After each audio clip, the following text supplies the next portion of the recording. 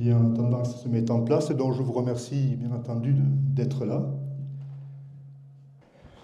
Donc voilà, la Société d'Histoire a décidé de faire cette conférence sur la guerre de 1870, tout simplement, parce que c'est le 150e anniversaire, mais le 150e anniversaire, c'était il y a 2 ans. Et il y a 2 ans, il y avait, comme actuellement, un petit peu les problèmes du Covid. Donc on a retardé au maximum. Je dois vous dire que la salle polyvalente, à ce moment, il y a le Souvenir français qui fait une petite exposition. Elle est visible de 18h à 19h, et c'est ouvert jusqu'à... C'est ça 17 à 18, merci. Et elle est visible jusqu'à dimanche inclus. Alors, 150 ans, la guerre de 1870, c'est une guerre qui est peu connue, assez méconnue, disons. On connaît bien sûr la Première, la Deuxième Guerre mondiale. Pourtant, cette guerre de 1870 a été introductive un petit peu de ces deux guerres, de 14-18 et de 39-45. C'était une catastrophe, cette guerre. Je vais essayer de vous l'expliquer en 1 heure. Elle ne s'est passée que sur 6 mois et demi, je crois. Elle a été très rapide. Mais il y a eu beaucoup de morts. Et les soldats français se sont battus contre des lions, contre des ennemis, on va dire, les Prussiens, qui étaient aussi fort bien armés et qui étaient fort bien aguerris, peut-être plus aguerris que cette armée française. En plus, qu'il y avait un état-major qui n'était pas prêt, qui était un peu insuffisant aussi. On va le voir. Alors, 1870, on parle de l'année terrible. L'année terrible, c'est Victor Hugo qui a écrit un petit bouquin avec 96 poèmes à l'intérieur. Il a écrit cela en 1872, c'est-à-dire 1 an après que la guerre ait été finie. Il a écrit lorsqu'il était au Luxembourg. Juste avant, il était en Belgique, il s'était réfugié en Belgique à cause des problèmes qu'il y avait eu en France. Et en Belgique, on l'avait expulsé. Le roi des Belges l'avait expulsé, parce qu'il avait des tendances un peu trop républicaines. Donc, il se retrouve dans le Luxembourg, il écrit donc des poésies donc, sur cette guerre, sur ces faits d'armes, sur tous les morts qu'il y a eu, et il y en a eu beaucoup. Et ce recueil s'appelle L'année terrible, dont tout le monde, lorsqu'on parle de l'année terrible, on parle de 1870, qui a continué un petit peu, la guerre a continué sur quelques mois, sur 1871. Alors, pour replacer cette guerre, on est obligé de le prendre dans un contexte beaucoup plus large. Il faut se remettre dans le cadre du XIXe siècle, au sortir d'une révolution française, à la sortie d'un premier empire. On va voir un petit peu tout ce qui s'est passé. C'est un siècle d'instabilité politique et sociale. Mais c'est aussi le siècle où c'est qu'il y a eu le plus d'avancées au niveau industriel. C'est une véritable révolution industrielle. C'est l'arrivée des machines à vapeur, c'est l'industrialisation, c'est des grandes usines, et évidemment avec beaucoup d'évolutions technologiques, dont peut-être la plus importante, parmi d'autres bien entendu, c'est le chemin de fer. Le contexte politique général au XIXe siècle, eh bien, jusqu'à la fin de ce XIXe siècle, il y a eu beaucoup de régimes qui se sont mis en place, grosse instabilité, à savoir tout d'abord, au sortir de la Révolution, le premier empire avec Napoléon Ier de 1804 à 1815, avec un petit intermède, on va l'appeler comme ça, qui est la première restauration du frère de Louis XVI qui a été décapité, c'est Louis XVIII, et Louis XVIII, d'avril 1814 à mars 1815.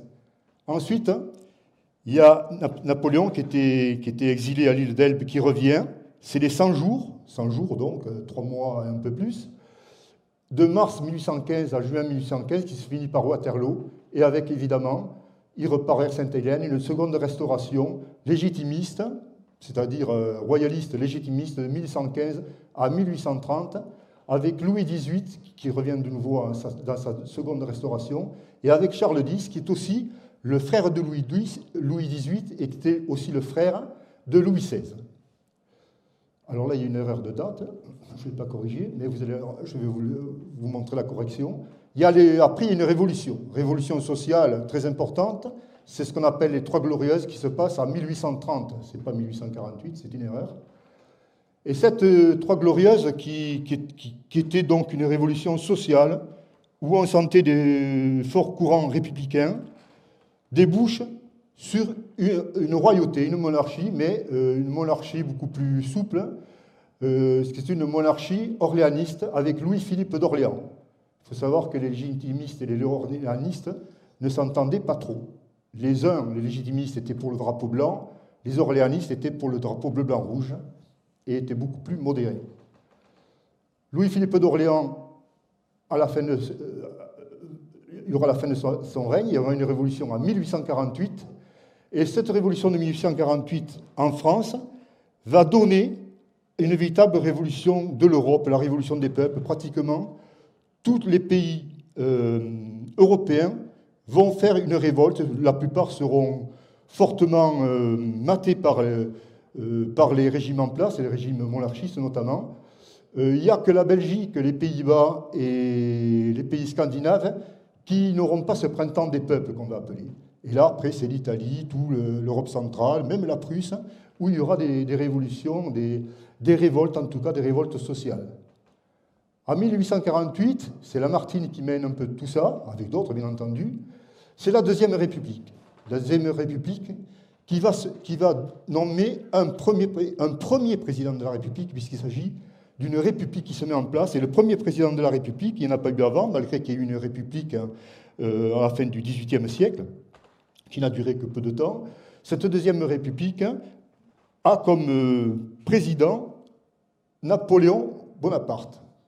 Louis-Napoléon Bonaparte, c'est le futur Napoléon III, qui lui, évidemment, le 2 décembre 1851, va faire un coup d'État et va mettre en place le Deuxième Empire qui va fonctionner jusqu'à la défaite de Sedan, qui fait l'objet donc de cette conférence de ce soir sur la guerre de 1870, et qui va donner ensuite, le 4 septembre 1870, l'empereur va être déposé, l'empire va s'arrêter, et ça va être la Troisième République qui va se mettre en place. Donc vous voyez que dans ces cadres-là, dans cette année-là, il s'est passé beaucoup de choses. Il faut savoir que chaque fois qu'il y a eu des révoltes, ou ce qu'on appelle d'une façon plus forte des révolutions, évidemment, il y a eu beaucoup de morts. Et souvent, même lorsqu'il y a eu la révolution de 1830 ou 1848, quelques années après, bien que ce soit des réformes sociales allant vers la République, les populations ouvrières ont souvent été matées. Et il y a eu beaucoup de morts. Même on a tiré, par exemple, lors de la révolte des Canuts à Lyon, au canon sur la population. Et en 1848, bien qu'en février 1948, lors de la Révolution, tout avait l'air de bien se passer pour la République, en juillet 1848, c'est pareil. De nouveau, on va tuer des centaines de personnes. Donc on voit bien qu'il y a une grosse instabilité politique à cette époque-là. Le contexte socio-économique, comme je vous l'ai dit tout à l'heure, c'est la grande révolution industrielle, les bouleversements sociaux de l'industrialisation. Pour vous donner un exemple, fin XVIIIe siècle, à Revel, il y avait 200 marchands drapiers, des gens qui faisaient des draps, des choses comme ça. Début XIXe siècle, ça n'existe presque plus, ces gens-là ne travaillent plus. Ils sont au chômage, ou s'ils ne veulent pas être au chômage, eh bien, il faut qu'ils désertent les petites villes, ils doivent déserter les campagnes pour partir vers les centres industriels, comme Lyon, comme d'autres. Et là, on travaille dans des grandes usines, avec évidemment des conditions de travail très difficiles. On travaille 15 heures à 16 heures par jour. Des enfants de 6-7 ans sont au travail, avec des salaires très très bas. Et donc, ça crée beaucoup de tensions. Je vous ai parlé donc du printemps des peuples, je n'y reviens pas, je l'avais mis là-dessus, le printemps des révolutions. Là, vous voyez sur cette carte qu'il y a là, toutes les petites étoiles qu'il y a, ce sont des révoltes qui se sont passées pendant l'année 1848. Vous voyez, en moins d'un an, toute l'Europe, socialement, il y a eu des révoltes et des révolutions qui sont faites pendant cette année-là. Les évolutions technologiques, je vous en ai parlé très rapidement, mais aussi, et je vais dire, je tendance à le dire souvent ça, et surtout, il y a des révolutions urbaines et vières. Je m'explique. Révolution urbaine, c'est-à-dire que, par exemple, Paris change complètement de physionomie. C'est Haussmann qui va faire les grandes allées. On ne retrouve plus les petites rues de Paris. On modernise Paris. Et sur le plan vière, c'est-à-dire les voies de communication, eh bien, c'est ce que je vous disais, c'est le chemin de fer. Pendant ce XIXe siècle, bien que après les guerres napoléoniennes, on pensait que ça pourrait se calmer, eh bien non, il y a toujours eu des guerres. Il y a eu des guerres en Italie, Il y a eu des guerres au Mexique menées par les Français. Les Français ont été dans le cadre de ces conflits. Il y a eu des guerres dans l'Empire austro-hongrois. Il y en a eu en Crimée, et j'ai oublié, il y en a même eu en Chine. Pour l'Italie, par exemple, je prendrai rapidement l'Italie parce que Napoléon III rentre dans ce cadre-là. Napoléon III, bien qu'il ait été quelqu'un de très... qu'il ait fait beaucoup d'absolutisme et qu'il n'ait pas été très libéral au départ, dans les années 60-62, il y a eu libéralisation de l'Empire et il a aidé l'Italie notamment à se constituer en tant que pays, étant donné que l'Italie est tout à fait morcelée. Il était un petit peu pour les nationalités européennes, pensant que le fait qu'il y ait des nationalités à part entière dans certains pays, ça éviterait des conflits. Et pour la Prusse, c'était pareil. La Prusse était morcelée, j'y reviendrai tout à l'heure, était morcelée. Il pensait que la Prusse, il fallait qu'elle s'unisse pour éviter que tous ces petits pays s'unissent pour éviter les guerres. Mais ça ne s'est pas toujours passé comme ça. La preuve, ça a été la guerre de 1870. Quant au Mexique, ça a été une histoire de gros sous aussi, d'envoi d'un corps expéditionnaire français, avec notamment la maison d'Autriche. Et là, ça s'est un peu mal passé. Les gens sont revenus du Mexique. Et il y a eu beaucoup de chefs de l'armée de Napoléon contre les Prussiens lors de la guerre de 1870, qui avaient fait la guerre du Mexique, notamment un dénommé Achille Bazaine, que l'on retrouvera tout à l'heure. Vous allez voir qu'il n'a pas été tout à fait à la hauteur. Alors, la guerre de 1870, ben, c'est une guerre qui est le plus souvent oubliée, passée sous silence. Et pourtant, comme je vous le disais, si cette guerre n'avait pas eu lieu, peut-être qu'il n'y aurait pas eu par la suite la guerre de 1914 et 1918, la guerre de 39-45. Parce que ça, c'est toujours histoire de revanche. Les Français ont voulu la revanche de 1870 et les Allemands, en 1939, ont voulu avoir la revanche de 14-18, dans un contexte politique que vous connaissez, le nazisme, ainsi de suite. Napoléon III était marié à l'impératrice Eugénie. Il est né, alors je ne me rappelle plus, j'ai des problèmes un petit peu avec les dates. Il est né vers 1804-1805, je pense. Donc l'impératrice Eugénie, elle vient d'une grande famille espagnole, la famille de Montijo. Je le dis avec la jota espagnole, des Montijo. Et quand on la voit sur la photo, elle a l'air bien douce, bien gentillette, bien calme, tout ça, mais elle avait beaucoup de caractère. Vous allez voir par la suite qu'elle a eu des démarches, bien que ardente patriote, bien qu'espagnole, ardente patriote française, puisqu'elle était pour la continuation de la guerre, malgré que l'Empire et que son mari dont été fait prisonnier et que l'Empire était tombé, que la République avait été mise en place en France, elle avait été pour la continuation de la guerre parce qu'elle ne pouvait pas souffrir d'avoir des étrangers sur le territoire français. Par contre, elle a été, avec quelques personnes qui étaient autour d'elle, elle a été de très mauvais conseils lors de cette guerre de 1870, puisqu'à la fin, Napoléon III ne commandait pratiquement plus. C'est plus lui qui décidait, c'était plutôt l'impératrice et quelques personnes qui étaient autour de cette impératrice. Alors, les éléments déclenchants, on va rentrer maintenant un petit peu dans le sujet. Là, c'était un petit peu, comme on dit dans un repas, c'était les entrées. Donc, on ne va pas rentrer dans le plat de résistance, c'est-à-dire la guerre de 1870. Quels ont été les facteurs déclenchants? Eh bien, les facteurs déclenchants, alors que, ma foi, la Prusse et la France, bien qu'on dise souvent c'est des ennemis héréditaires, ceci, cela, mais ils ne s'entendaient pas trop mal. Par exemple, le roi, alors c'est pas l'empereur au départ, il devient empereur après, le roi de Prusse, Guillaume Ier, s'entendait très bien avec Napoléon III. Pareil pour Bismarck. Bismarck avait eu l'occasion de le rencontrer à Biarritz pour parler justement de ces courants de nationalité. Il n'y avait pas de problème, donc il ne devait pas y avoir de problème particulier. Et il y avait une partie des États allemands du sud-ouest, à savoir le Bède, le Wurtemberg, la Bavière, qui étaient des États qui faisaient partie de cette confédération germanique et qui étaient très amis avec les Français. On s'entend très bien, même sur le plan social, les ouvriers allemands allaient en France, les ouvriers français allaient en Allemagne, il y avait des échanges, ça se passait très bien. Ça se passe très mal à partir de quand? Ça se passe très mal à partir de 1862, où le roi de Prusse, Guillaume, appelle un ministre-président, on l'appelle ministre-président, genre le premier ministre si vous voulez, qui s'appelle, c'est la personne, le portrait que vous avez complètement à droite, le ministre-président Otto von Bismarck. Vous le voyez au visage, c'est quelqu'un qui a l'air d'avoir sacrément du caractère. Et lui, il va dès le départ, dès 1862, il va prononcer un discours célèbre qui fixe l'avenir.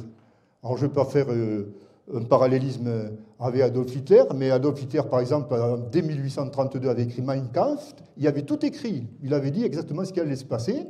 Et bien là, Bismarck, il avait fait, lui, par contre, un discours qui fixait l'avenir. Et cet avenir, c'est qu'il voulait absolument créer la grande Allemagne, créer l'empire allemand, puisque pour le moment, Guillaume Ier était roi de Prusse, et lui, Bismarck, faisait partie de la Prusse, de ce royaume de Prusse. Et il avait dit, il n'avait pas peur de dire qu'il était prêt, qu'il allait certainement réaliser cette unité allemande par le feu et par le sang. On l'appellera d'ailleurs le chancelier de fer. Quant au roi, lui, qui avait l'air, enfin d'après les récits, moi j'ai lu, hein, je veux dire, j'étais pas là à cette époque-là, qui avait l'air un gars qui était assez sympa quand même avec Bonaparte, il avait de bonnes relations. D'ailleurs, même après la prise de Sedan, il s'appelait mon frère, même après la défaite. On l'a appelé le roi de la mitraille. Pourquoi? Parce que pratiquement, pendant tout son règne, il a été en guerre. Alors il a été en guerre d'abord parce que Bismarck le poussait à faire cette guerre pour faire cette unité allemande. Et l'unité allemande, Bismarck, c'est un sacré calculateur. Je n'hésiterai pas, ce n'est pas moi qui ai inventé le nom, c'est d'autres auteurs. C'est un véritable fourbe, c'est un malin. Et Bismarck va s'allier avec l'Autriche. Et avec l'Autriche, ils vont dire on va attaquer le Danemark et on va récupérer deux provinces danoises qui sont le Schleswig et l'Holstein. Et évidemment, très rapidement, en très peu de temps, ils attaquent le Danemark et ils récupèrent ces deux provinces, on va dire, et ils se les partagent. L'Holstein est donné à l'Autriche, je crois, ou c'est le contraire. Non, l'Holstein est donné à l'Autriche et le Schleswig est donné à la Prusse. Ça, c'est en 1864. Et en 1864, non, c'est en 1864, pardon. Et 2 ans après, en 1866, les Prussiens ne sont pas contents des Autrichiens. Ils se disent, vous gérez mal votre province et on va la récupérer. Voilà. Alors ils les attaquent très rapidement, en quelques jours, en quelques semaines, par la bataille de Sodewo. Les Prussiens gagnent cette guerre contre l'Autriche en 1866 et récupèrent les deux provinces. Par contre, ils laissent l'Autriche intacte, mais du coup, la Prusse devient le leader un petit peu de cette confédération germanique qui est constituée de plein de petits États. Il y en a 15, 18, 20, par endroits, il y en a même 40. Et comme je vous disais, la partie sud-est de l'Allemagne est très proche, disons, pas francophile, mais aime bien les Français. C'est le Bède, le Wurtemberg, la Bavière et une autre province, je ne me rappelle plus le nom. Donc, pour Bismarck, à partir de là, une fois que l'Autriche est annihilée et que c'est la Prusse qui dirige plus ou moins cette confédération germanique d'Allemagne du Nord, pour Bismarck, il faut absolument qu'il s'allie l'Allemagne du Sud. Il va s'allier l'Allemagne du Sud en faisant un traité et en disant, écoutez, maintenant, vous avez vu, pour l'Autriche, pour le Danemark, bon, les petits pays, quand même, ils ne sont pas très, très à l'aise. Ils disent, la Prusse, c'est quand même un gros pays. Enfin, ils ont une grande force militaire. Donc, on va s'allier à eux, mais pas sur n'importe quelle condition. Et Bismarck leur dit, voilà, on va faire un truc clair et net. Si la Prusse décide de déclarer une guerre, vous n'êtes pas obligé de nous suivre. Mais si quelqu'un déclare la guerre à la Prusse, il faudra que vous soyez nos alliés. Sous-entendu, il avait déjà derrière l'oreille le fait qu'il allait faire en sorte que la France déclare la guerre à la Prusse. Parce que, dans ce cas-là, s'il n'y avait pas une alliance de ces pays-là, la Prusse aurait été moins forte, et ma foi, la France, on ne sait pas ce qui aurait pu se passer. Donc voilà, le traité est fait, la confédération des pays d'Allemagne du Nord est faite, mais l'Empire n'est pas encore en place. Alors ici, vous avez une carte qui montre justement l'Empire d'Autriche qui est ici, qui reste Autriche, et à la fin, après 1870-71, la Grande Allemagne, c'est ça, voilà, c'est tout ça, et ça va devenir un empire allemand. Vous voyez que la Pologne n'existe plus, n'existe pas, il y a la Russie qui est juste à côté, et on a même donc évidemment l'Alsace-Moselle qui a été annexée. Mais ça, c'est après la guerre de 70, évidemment. Alors, nous sommes toujours dans les facteurs déclenchants. Donc là, vous avez compris un peu ce qui va se passer. Bismarck va essayer de faire en sorte que la France déclare la guerre à la Prusse. Et du côté français, ma foi, on voit que depuis que Napoléon a mis en place l'Empire, ben, au départ, c'était très bien. Au niveau de l'Assemblée, il avait pratiquement tous les sièges qui étaient bonapartistes, à part 5 sièges royalistes et 3 sièges républicains. C'est ce que vous avez ici. Voilà, 1852. Et après, il y a une érosion qui se fait un petit peu. Il y a un peu plus de républicains. Par contre, là, il n'y a pratiquement plus, en 1957, il n'y a presque plus de monarchistes. En 1863, les républicains, il y en a encore un peu plus. Il y a un peu plus de royalistes. Et en 1869, il y a vraiment, on commence à se poser des questions au niveau des bonapartistes. Il y a de plus en plus de républicains et un peu plus de royalistes. Donc ils disent qu'il y a une certaine érosion du pouvoir, il va falloir faire quelque chose. Ils vont mettre en place un référendum pour montrer que le peuple français est bien avec l'Empire. Et ce référendum va se faire en 1870, au début de l'année 1870. Alors là, je l'ai mis peut-être un peu trop tôt, mais ça, c'est pour vous montrer comment est l'Assemblée, une fois que la guerre de 1870 est finie, 1870, début 71, quand Napoléon III a perdu le pouvoir. Et on voit très bien, ici, que vous avez une majorité de légitimistes, dont royalistes, une majorité d'orléanistes, dont monarchistes aussi. Les bonapartistes, ce n'est que ces petits points verts. Je ne sais pas si vous faisiez le distinguo des couleurs. Ici, nous avons les libéraux. C'est des sortes de républicains, mais qui ont, comme on dit, un peu les fesses sur 2 chaises. C'est là que se retrouve Adolphe Thiers, par exemple. Et ici, on a des républicains modérés, qui sont vraiment en plus grand nombre. Les modérés, comme par exemple Gambetta, Clemenceau, et enfin, les républicains radicaux, qui eux sont les gens de l'extrême gauche, les proudhonistes, les bakunistes, les marxistes, et ainsi de suite. Donc vous voyez bien qu'à la sortie de la guerre de 1871, notamment au 8 février 1871, lorsqu'il y a des assemblées législatives, la Troisième République qui a été fondée le 4 septembre 1870, la première assemblée législative est formée de plus de 50% de monarchistes, plus bonapartistes. Donc on a une république quand même qui est pour moi, enfin pour beaucoup d'auteurs, une pseudo-république. Elle ne deviendra vraiment république qu'à partir de 1876, puis 1880, lorsque MacMahon ne sera plus président et lorsque ce sera Jules Grévy qui prendra la présidence. Là, on aura une véritable république avec des bonnes lois sociales pour le peuple. Alors, je n'ai pas appuyé où il faut. Alors, comme je vous disais, je reviens en arrière, j'avance, je recule, vous suivez, c'est bon? Bon.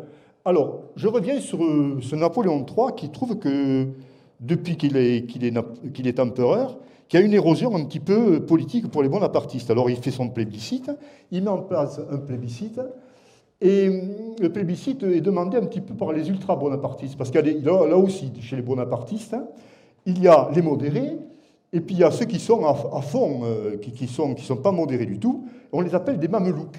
C'est les mamelouks. C'est eux, d'ailleurs, on y reviendra dessus lorsqu'on parlera de la déclaration de guerre de 1870. Donc, il y a une tension sociale très importante, une montée du républicanisme, je ne sais pas si le mot est bon, et avec des pressions monarchistes. Les bonapartistes ne sont pas très à l'aise là-dedans. Surtout qu'on voit très bien, sur la carte de ce plébiscite, eh bien, il y a des zones en rouge, c'est des zones essentiellement industrielles, où il y a beaucoup d'ouvriers, c'est des zones, des espaces où il y a beaucoup d'ouvriers, donc qui sont plus ou moins politisés, et qui vont voter de 35 à 50% contre le plébiscite. Et à Paris, c'est plus de 50%. Alors des endroits, c'est 70-80%. C'est pour ça qu'après, que va arriver la Commune de Paris au sein de cette guerre de 1971. Mais quand même, par rapport à tout, on voit très bien que les zones rurales vont voter oui au référendum, au plébiscite, je me suis trompé de nom, au référendum de Napoléon III. Et Napoléon III, à la fin, ne sera pas très mécontent, puisqu'il aura recueilli quand même plus de 80% des suffrages. Donc pour lui, tout va bien, ma foi, c'est pas trop mal, malgré qu'il est républicain, c'est monarchiste, hein. Mais il y a encore plein de gens qui croient en lui. Donc, début de 1870, eh bien, il est content de ce plébiscite, mais ce plébiscite, par contre, aura causé quand même des petites montées sociales, il y a des révoltes et des révolutions. Évidemment, je ne vous parle pas de toutes les grèves qu'il y a pu y avoir dans les dernières années dans différents sites industriels comme le Creusot et bien d'autres.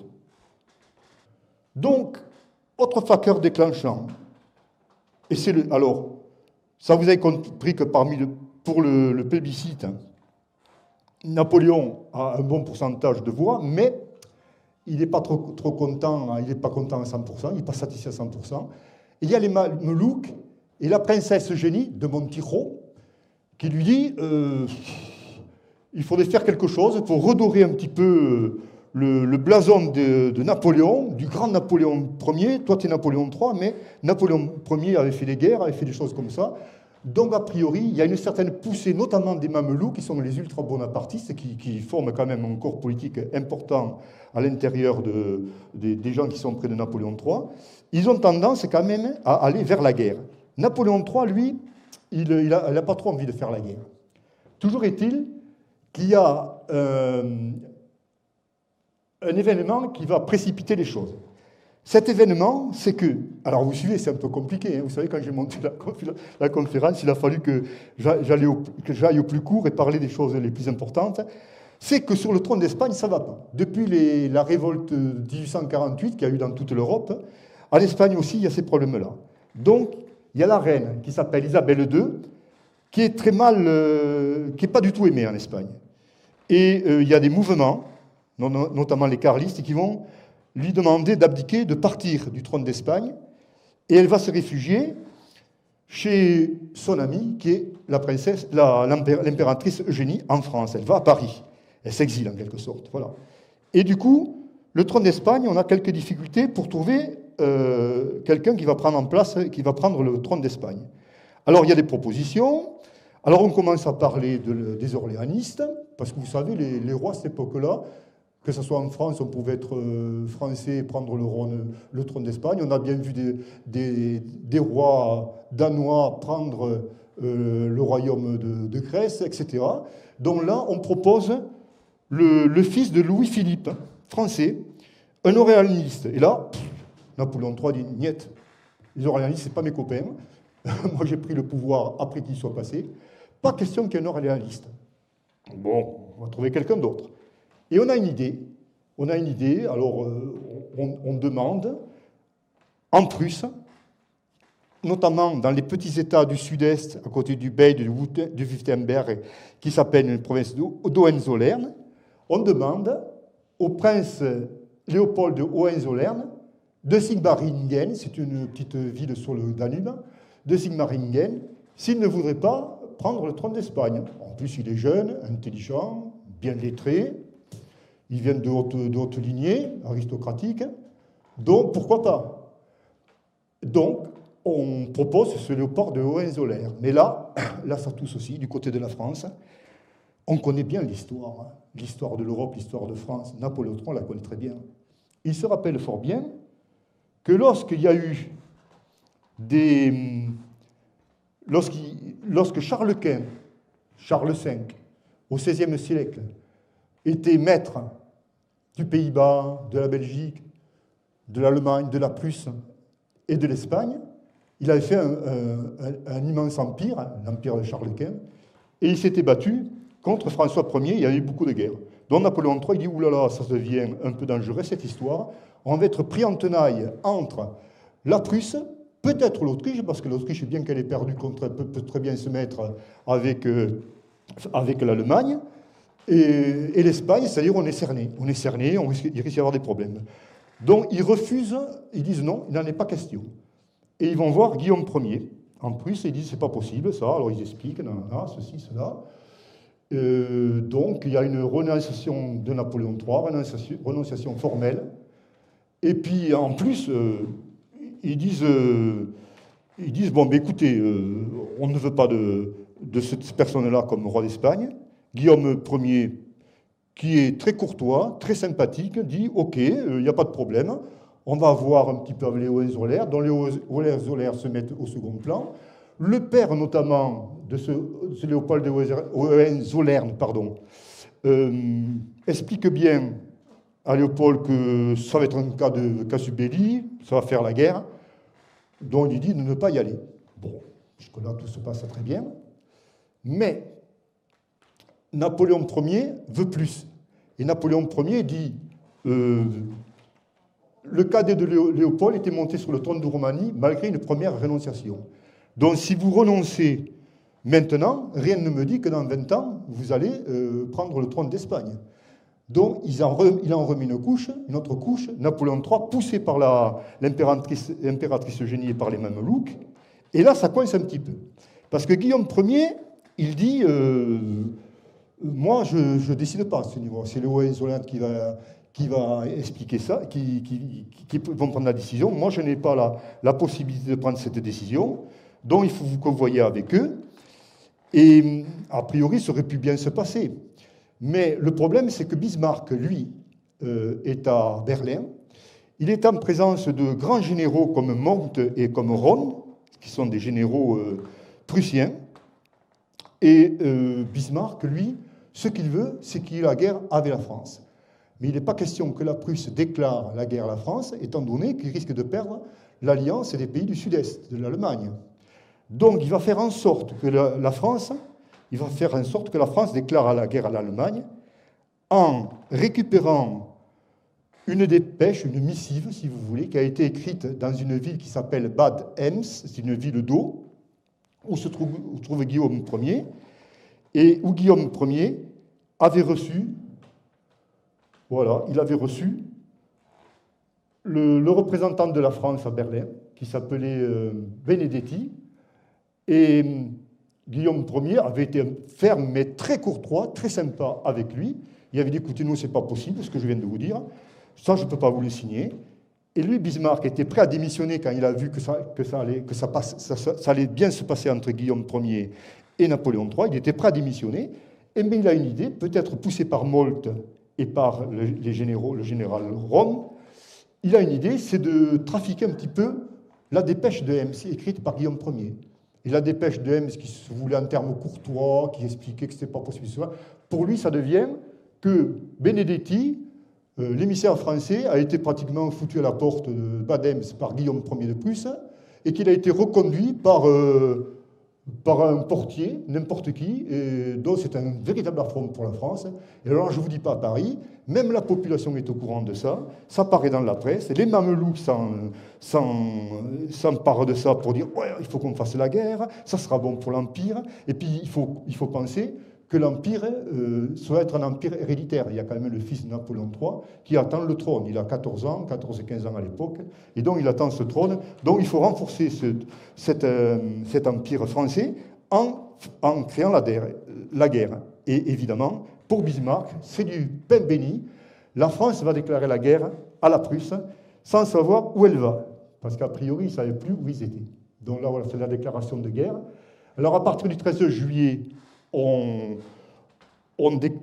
vote les crédits de guerre, et le 19 juillet, on déclare la guerre à la Prusse, qui immédiatement, elle n'attendait que ça, peut-être pas Guillaume Ier, mais Bismarck n'attendait que ça, les généraux, l'état-major prussien attendaient que ça, eux, ils étaient parfaitement aguerris, et donc, tout le monde devient des va-t-en-guerre, français et prussiens, et la guerre va pouvoir commencer. Pour les Français, évidemment, on allait arriver dans les 48 heures à Berlin, la fleur au fusil, vous savez, c'est un peu comme en 14. Ça va être une guerre très courte. De toute façon, nous, les Français, pas de problème. On a bien vu en Italie comment ça s'est passé. On a vu comment ça s'est passé en Afrique, en particulier en Algérie, lorsqu'il y a eu les révoltes kabyles. On a vu comment ça s'est passé au Mexique. On a vu comment ça s'est passé avec les Anglais et avec les Alliés, c'était l'Empire ottoman à l'époque, contre les Russes. En Crimée, vous voyez, l'histoire revient, on parle de la Crimée en ce moment avec l'Ukraine. Vous voyez, bon, alors c'était en Crimée, et évidemment, automatiquement, on a certainement la meilleure armée du monde, avec le meilleur état-major, les meilleurs militaires. Donc on y va. Et on a Émile Ollivier, qui est le chef du gouvernement, et le général Leboeuf, qui est le chef des armées. Ils disent, même si les phrases n'ont pas été exactement ça, le sens y est. Il y en a un qui dit, c'est Émile Ollivier, qui dit jamais l'armée française n'a été aussi prête pour faire la guerre. Et quant au général Leboeuf, il dit il ne manque pas un bouton de guêtre. Alors, il manquait peut-être pas un bouton de Grette, c'est certain. Mais il y a une stratégie qui se met en place.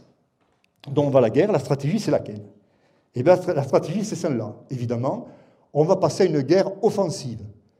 Pas question de faire du défensif, étant donné qu'on est très fort. Donc, on va faire une guerre offensive. On va envoyer l'armée française à fond de la caisse, direction Berlin. Comme ils n'ont pas de marine, la marine allemande est insignifiante. Tous les bateaux, on le sait, sont à l'intérieur des ports, ils ne sortent pas parce qu'ils ne sont pas assez forts, contrairement à la marine anglaise, bien entendu. Donc, on va faire un débarquement anglais par l'estuaire de l'Elbe. On sera plus près de Berlin, donc on attaquera sur 2 morceaux, on va faire un débarquement ici. Troisièmement, certainement, il y aura l'esprit de revanche du Danemark. Ils vont vouloir reprendre leur point, donc ils vont être alliés. Ensuite, bien entendu, l'Autriche va vouloir attaquer les Prussiens, étant donné qu'en 1864, ils ont pris à Sarajevo, à la bataille de Sarajevo, ils ont pris une sacrée raclée. Et puis il y a le royaume d'Italie. Le royaume d'Italie qui, ma foi, les Français les avaient aidés un petit peu dans le cadre de la nationalité italienne. Les Italiens peut-être vont les aider et ils espèrent aussi que tous les pays du sud-est de l'Allemagne vont les aider. Donc là, avec un truc comme ça, c'est imparable. Bismarck, Guillaume Ier, ils ne font pas un pli. Oui, mais ça ne s'est pas passé comme ça. Alors là, c'est un petit clin d'œil sur la marine. Évidemment, il n'y a pas eu de grande bataille sur les mers.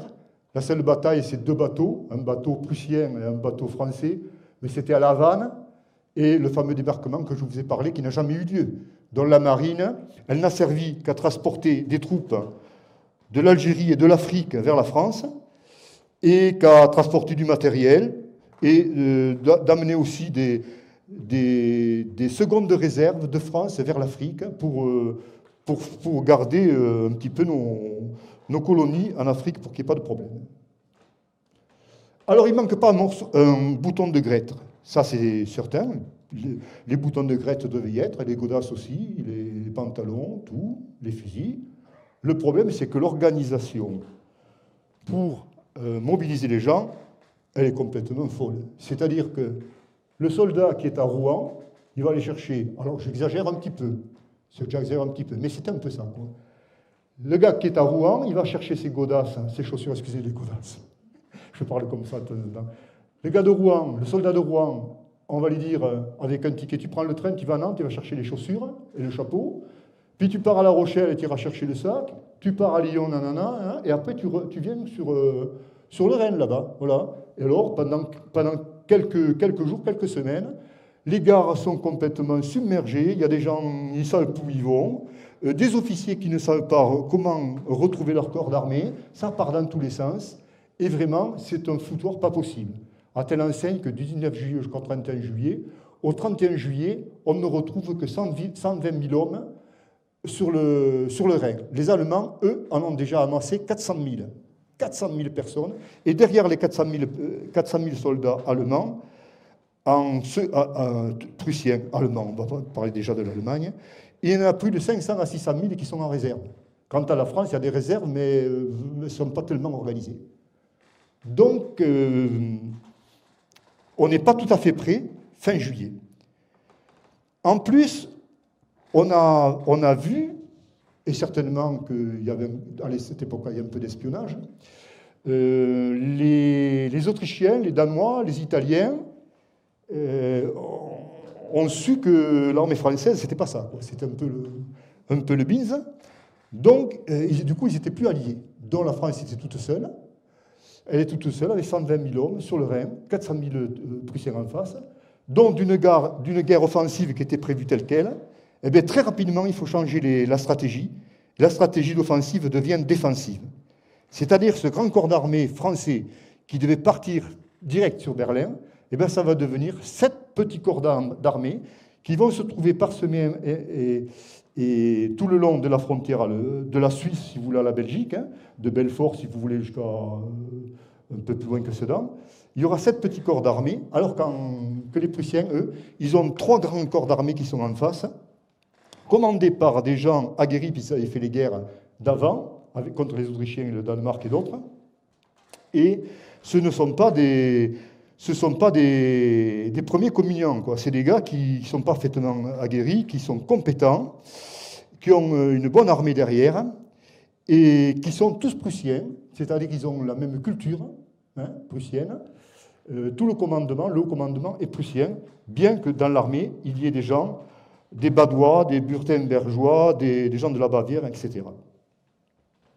Donc l'armée n'est pas prête. Quant à l'armement, bon, on le sait, avec le recul, on le sait bien. Le fusil français, qui était un fusil, au départ c'était des fusils à tabatière, après ça a été des fusils chasse-peau, du nom de celui qui l'a inventé, c'est un fusil qui est parfaitement performant, qui tire, alors je ne sais pas exactement, quelques coups près, 10 ou 12 coups, on peut faire ça, pendant que le fusil français chasse-peau tire 10 ou 12 coups, le fusil allemand, le Dreis, ne tire que 5-6 coups. Donc déjà, ça c'est déjà un plus pour l'armée française. Deuxièmement, le fusil chasse-peau, c'est un fusil précis, qui tire loin, plus loin que le fusil Dreis. Donc ce n'est pas les fusils qui vont faire la différence. Enfin, s'ils doivent faire la différence, ça sera pour les Français. Voilà. Ensuite, il y a les canons. Alors en France, bien que quelques années auparavant, il y a eu l'exposition universelle à Paris et que les militaires prussiens sont venus montrer leurs canons Krupp, eh ben, l'état-major français, bon, ils ont dit, ouais, c'est bien, leurs canons, tout simplement, parce que ces canons Krupp étaient en acier, en bon acier, et ils se chargeaient par la culasse. Alors que les canons français, les canons de 4 qu'on appelait, étaient en bronze et se chargeaient par l'affût, par devant, quoi, comme au bon vieux temps. Donc là par contre, c'est pas comme pour les fusils français, les canons français, pendant qu'ils tirent 4 coups, les canons prussiens en tirent 8 ou 10, avec une précision excellente, et ils peuvent tirer beaucoup plus loin. Il faut savoir que le canon français, lui, lorsqu'on charge le canon français, eh bien, les obus, c'est des obus très particuliers, avec des systèmes d'explosion minutés, c'est-à-dire que vous avez des obus à courte portée, vous avez l'obus à moyenne portée et à longue portée. C'est-à-dire que lorsque vous voulez tirer à 1 km, ben, il faut prendre tel obus. Si vous tirez à 500 mètres, il faut prendre un autre obus. Donc voilà. Après, le problème de la hausse, c'est très compliqué. Tandis que le canon Krupp, qui se charge par la culasse et qui tire très vite, et qui a canon rayé, pardon, dont une meilleure précision, lui, il y a un seul obus, et la percussion se fait lorsqu'il tape sur le sol, enfin, lorsqu'il tape sur quelque chose. Et là, c'est très facile à mettre s'ils veulent tirer à 1 km, 1 km 5, ainsi de suite. Alors, il y a les petits canons, là, que vous avez ici, et après, il y a les gros canons. Voilà, vous voyez le gros canon qui est là. Alors, évidemment, au niveau armement, là, il y a une grosse différence au niveau des canons. Les fusils, c'est bon du côté de la France. Quant à la France, aurait un élément plus important, plus intéressant que les Prussiens, c'est que eux, les Français, ont inventé quelque temps avant le canon à balles, qu'on appelle un canon à balles, la mitrailleuse. C'est l'ancêtre de la mitrailleuse. C'est-à-dire, si vous voulez, je simplifie le truc, on ne le voit pas bien sur la photo, mais on va la voir sur la prochaine. Ah oui, on le voit sur la prochaine, attendez. Ah, c'est mieux, hein, voilà. Alors, c'est un truc qui est en bronze, toujours pareil. Hein. Et là, si vous voulez, chaque petit trou, c'est, si vous voulez, un fusil qui est là. Et derrière, il y a une grosse caisse avec, je ne sais pas, 30 balles. Vous mettez le chargeur, et puis automatiquement, tac, tac, tac, tac, tac, ça tape, tac, tac, tac, tac, tac, tac, ça. C'est comme une mitrailleuse. Vous changez le chargeur, vous en mettez un autre, et ainsi de suite. Le problème pour ces canons, c'est qu'ils pèsent 400 à 500 kg. Et pour les trimballer, et pour viser, ça prend du temps, ceci, cela. Grosso modo, si vous voulez, si je suis le gars qui manie cette mitrailleuse, je vais dire, oh, les Prussiens, essayez de vous grouper un peu pour que mon appareil soit efficace. Parce que les gars qui courent dans tous les sens avec un truc comme ça, qu'on a de la difficulté à viser, surtout qu'une fois qu'on l'a posé, il tire que dans un sens. Donc il va tirer peut-être sur quelques mètres de large, mais ce n'est pas comme les mitrailleuses de maintenant, quoi. Donc ça... je crois que sur le Rhin, ils en avaient 10, 15 ou 20, et ils n'ont presque pas servi. Voilà, ils pensaient qu'ils étaient très forts avec ça, mais ce n'était pas le cas. Alors l'état-major français. L'état-major français, comme je vous disais, c'était des gens quand même de qualité, mais ils n'avaient pas la formation. C'est-à-dire le système de formation militaire de l'époque n'était pas bon du tout. Je vous l'avez déjà vu pour la mobilisation, vraiment, ils avaient une guerre de retard, comme en 14, un petit peu au début de 1914. Il suffit de voir les soldats français à cette époque-là, ils avaient un képi rouge, des pantalons rouges. Si vous savez, les pantalons rouges, on les retrouve aussi en 1914. Très rapidement, ils ont compris que c'est pas bon. Parce que lorsqu'on ne voit pas très bien, quand on voit un truc de rouge, on tire dessus, quelques centimètres au-dessus, on est sûr qu'il y a la tête. Donc là, c'était vraiment du... Excusez le terme, c'est pas joli, mais je vais le dire comme ça, c'était du tir au pigeon, quoi. Et cet état-major est formé de grands généraux. Les plus connus, c'est... attendez, c'est quel truc? C'est MacMahon, celui qui va être au siège de Sedan. C'est Bazaine qui va faire la reddition de Metz. Là, vous allez voir, il y a une sale histoire avec lui. Et c'est d'Enfer Rochereau. Lui, par contre, c'est le héros de la guerre de 1870. C'est celui qui a tenu à Belfort. D'ailleurs, à Revel, on a un boulevard d'Enfer Rochereau. Voilà, d'Enfer Rochereau, qui n'était que colonel, si je me rappelle bien. Il n'était même pas général. Voilà. Et ensuite, vous avez Eugène de Paladine, qui est un général aussi important, qui va combattre dans les armées républicaines, lui, par contre. Il va combattre dans les armées républicaines. Et on a ensuite Bourbaki, ça y est, Bourbaki, qui lui était à Metz avec Bazaine, et qui, vous allez voir, je vous expliquerai après, dans une histoire de magouille avec l'impératrice et avec entre Bismarck et Bazaine, va se retrouver à Londres et va se retrouver très rapidement à Tours avec Gambetta pour essayer de continuer la lutte dans les armées républicaines. L'état-major allemand, eh bien, je vous ai parlé déjà de Bismarck. Hein. Alors lui, c'est le gars au grand caractère, là. Hein. Guillaume Ier, on dirait qu'ils sont un peu parents, je ne sais pas, il y a je trouve un air de ressemblance. Bon, ça c'est moi qui le dis. Donc Guillaume Ier, roi de Prusse, qui va devenir empereur de Prusse à Versailles début 1871, hein, puisqu'ils vont faire l'unité de l'Allemagne. Et ensuite, vous avez le prince Frédéric Charles, Albrecht von Roon et Moltke, qui vont se retrouver. Moltke, notamment, va être à la bataille de Sedan. Des batailles, il y en a eu. Des petites, des grandes. Des batailles où la France et l'état-major n'a pas... C'est pas que j'attaque l'état-major ni les militaires, hein, mais ils n'ont pas été à la hauteur. C'est-à-dire, parfois, ils auraient pu faire enfoncer les lignes allemandes. 3-4 fois, ils auraient pu le faire, mais ils n'ont pas fait. Ils n'ont pas osé. Peut-être parce que la logistique n'aurait pas suivi, parce que je ne sais pas. Est-ce qu'ils étaient déjà défaitistes au départ, vu les problèmes politiques qu'il y a eu par la suite, je vous expliquerai. Il y a des cas où c'est qu'ils auraient pu enfoncer les lignes prussiennes, y compris autour de Paris, lorsque Paris était assiégé, je pense notamment au siège de Buzenval. Et toujours est-il que très rapidement, dans ces batailles, elles ont pratiquement été toutes des défaites françaises. Tout simplement parce que souvent on chargeait avec des escadrons de cavalerie. C'est encore l'époque des escadrons de cavalerie. Vous savez que la guerre de sécession en Amérique et aux États-Unis a été faite comme ça, avec des charges de cavalerie, avec des positions défensives aussi, bien entendu. Mais c'était la cavalerie. Et les grandes charges de cavalerie, notamment la charge de cavalerie de Reichshofen, qui se trouvait à côté de Metz, ça a été une des dernières charges de l'armée française, parce qu'après, ils ont bien compris que la cavalerie avait les armements, les canons, les choses comme ça. C'était fini, ça ne marchait plus. Donc, beaucoup de batailles, on le voit pratiquement tous les mois. Il y a eu quand même une trentaine de grandes batailles qui se sont passées sur la guerre de 1870. La guerre de 70, comme je vous l'ai dit, c'est 190 jours de guerre. C'est pas très long, mais quand même, quand on regarde... Alors, je me suis amusé à faire un petit truc statistique. Alors F, c'est la France, A, c'est l'Allemagne. Vous voyez en haut, 180 jours de guerre, c'est 139 000 morts français. Ça fait une moyenne, bon, c'est pas bien de mettre ça en chiffre, hein, pour les pauvres gens qui sont morts, mais c'est 130 morts par jour. Tous les jours, pendant 190 jours, 730 morts par jour. Côté allemand, c'est 631 morts par jour. Et lors du conflit de 14-18, je voulais mettre en parallèle. Conflit 14-18, alors c'est vrai qu'on ne peut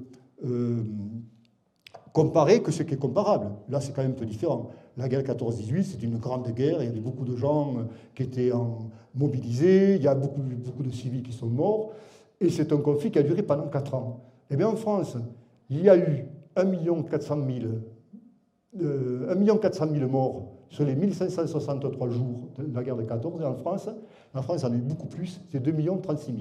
Ce qui fait que chaque jour, vous aviez pour la France 895 morts et pour l'Allemagne 1300 de morts. Alors regardez pour la France, entre 730 et 895, eh bien, ça fait peu de différence, ça fait quand même 130. Mais pourquoi j'ai fait ce calcul? Vous allez dire c'est un calcul un peu morbide, ceci. Non, c'est pour vous montrer que la guerre de 1870, c'est pas une guéguerre, hein, c'est pas un petit truc. Il y a eu beaucoup de morts.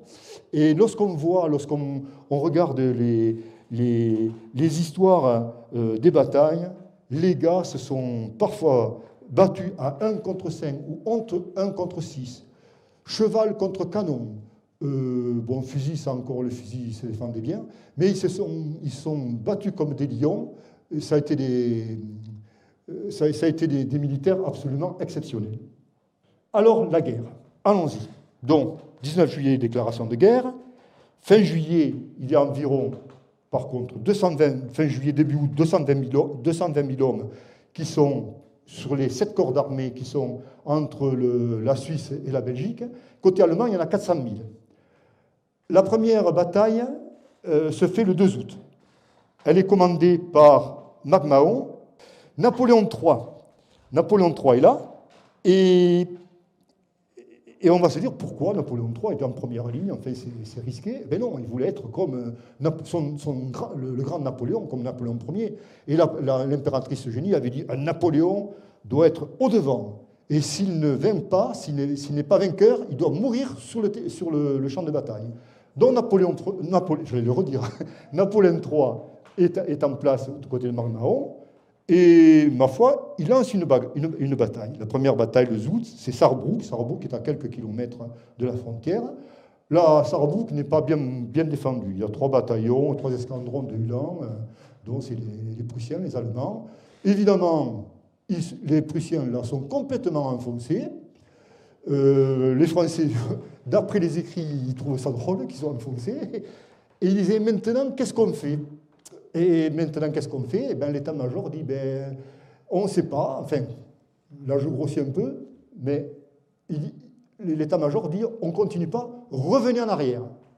Alors qu'ils auraient pu enfoncer les lignes. Alors, revenir en arrière, il devait y avoir une raison. Peut-être qu'ils avaient peur que la logistique ne soit pas là, de s'enfoncer à l'intérieur du pays, d'être cerné après. Bon, il y avait certainement des raisons. Mais quand même, ils rentrent de plusieurs kilomètres à l'intérieur de l'Allemagne, on va l'appeler comme ça, l'Allemagne, et lorsqu'ils se retirent, ils ne dynamitent même pas la gare, les ponts, la voie ferrée, ils laissent tout comme ça. Ils se remettent en arrière.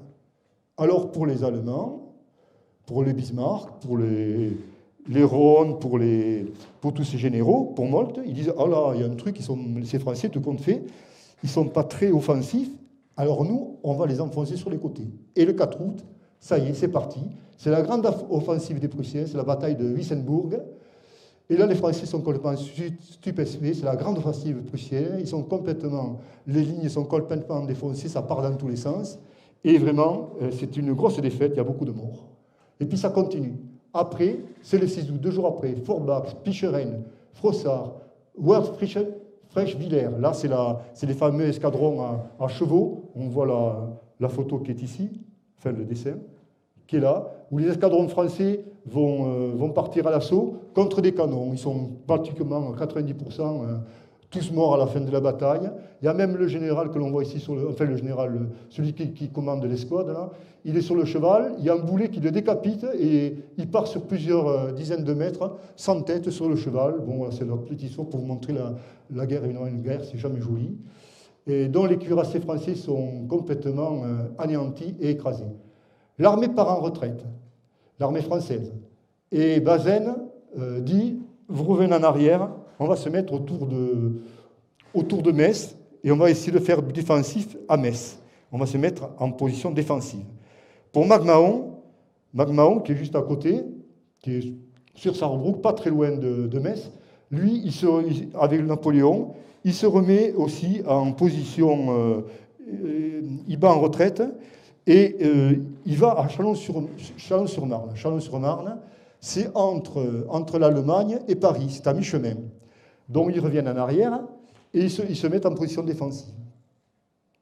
Donc à Paris, évidemment, les gens sont complètement affolés, bien que le 2 août, lorsque j'ai parlé de la bataille de Sarrebruck, Napoléon III avait essayé de faire un coup médiatique. Ce coup médiatique, c'était celui-là. C'est qu'avec lui, avec Napoléon III, il y avait le prince impérial, qui avait 14 ans, qui était avec lui.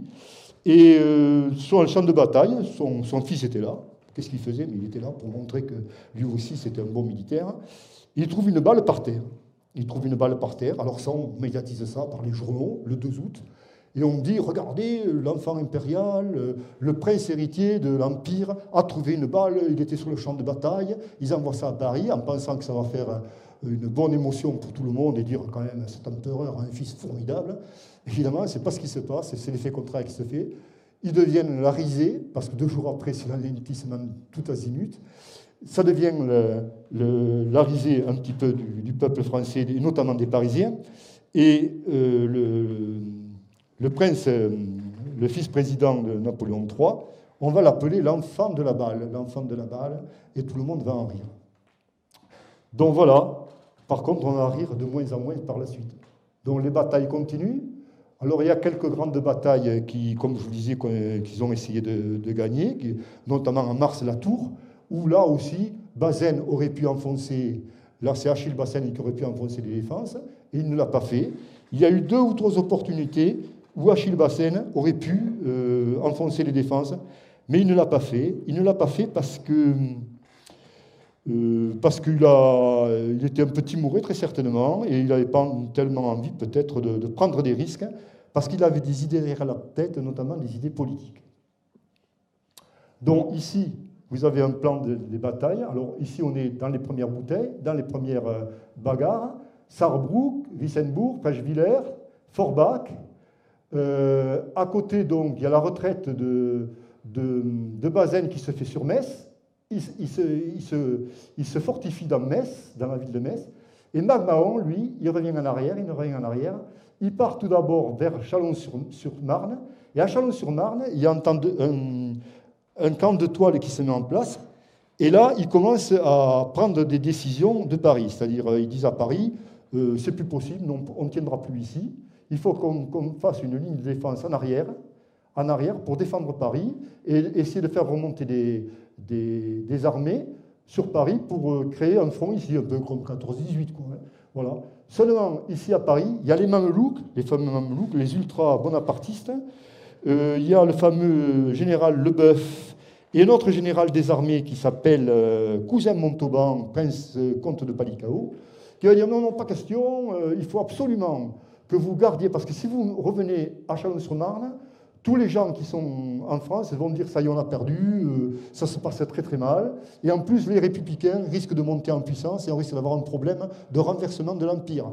Donc vous restez là et ils disent à MacMahon, notamment, MacMahon, d'aller délivrer Bazaine qui est cerné à Metz.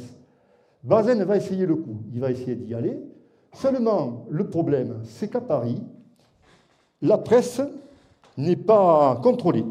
Et la presse écrit dans ses journaux ce qui se passe. C'est-à-dire que ceci, que cela, qu'il faut revenir aider à Metz, aider Achille Bazaine, ainsi de suite. Donc les Allemands, très rapidement, disent « Ok, on a compris, il faut aller à l'encontre de MacMahon et empêcher cette jonction entre MacMahon et entre Achille Bazaine. » Donc on a l'armée de Moltke, Rhône, Bismarck, il y a Bismarck et d'autres, Frédéric Charles, d'autres généraux, je ne me rappelle plus les noms, qui vont essayer d'empêcher MacMahon de venir sur Metz. Ils vont le pousser vers le nord, et ils vont se retrouver à Sedan. Ah ben Sedan, voilà, ça c'était le bon endroit où il fallait aller. Sedan, c'est quoi? C'est une ville qui est dans une cuvette. Prenez Revel, entouré de montagnes. Voilà. Vous prenez Revel, entouré de la montagne noire, une montagne noire qui serait très très près de Sedan. Et là, c'est très bien, sur les montagnes, et bien, les Allemands n'ont qu'à installer leur Kadon-Krupp. Ils encerclent la ville, c'est parfait. Et là, ils tirent, boum, boum, boum, boum. En plus, ils ne sont plus ravitaillés. C'est absolument inconfortable pour les militaires qui sont là. Toujours est-il qu'au bout d'un certain moment, ce n'est plus possible et il faut se rendre. C'est la reddition.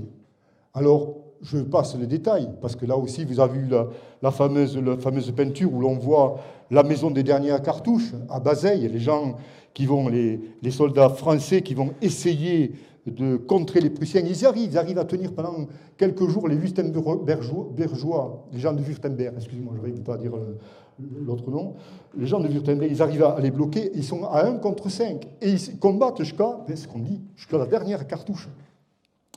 Et ça permet quand même que les gens se replient vraiment dans Sedan. Mais Sedan est complètement entouré, il n'y a plus aucune possibilité de secours. Bazaine, lui, il reste à Metz, il ne bouge plus. Il ne bouge plus, il ne fait plus de bataille, rien, il ne se passe plus rien.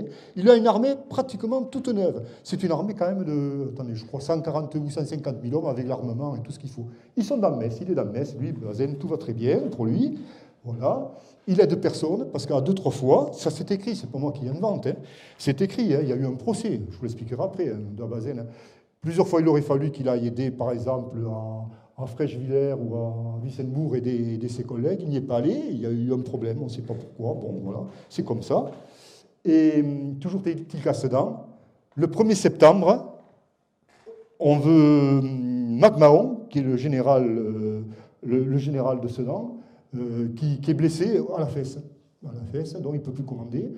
Donc il délègue ses pouvoirs à un autre chef.